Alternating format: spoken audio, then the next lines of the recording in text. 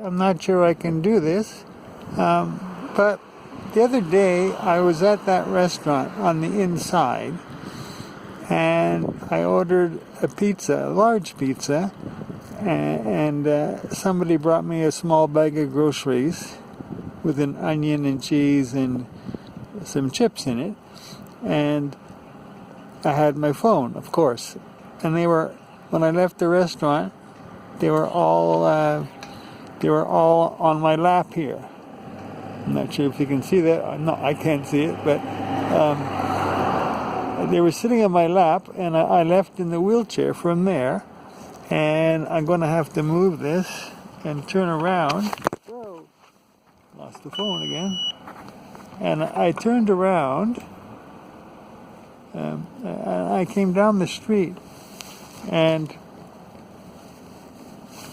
about this location, the pizza took off. It left my lap and ended up upside down on the sidewalk, and the phone bounced on the sidewalk too, and I was all bundled up,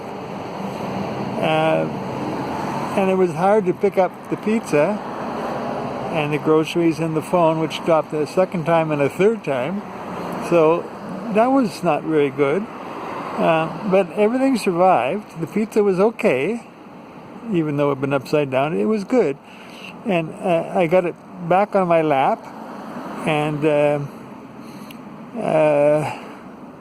I got a bungee cord out from underneath this wheelchair, 2 bungee cords, and tied everything together so it wasn't going to go anywhere. But that onion, it rolled down that street.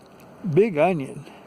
It rolled, and because it's downhill, it was going faster and faster and faster. And it almost got to that open sign down there, the green open sign, and it suddenly turned left and went, there was no cars there at the time.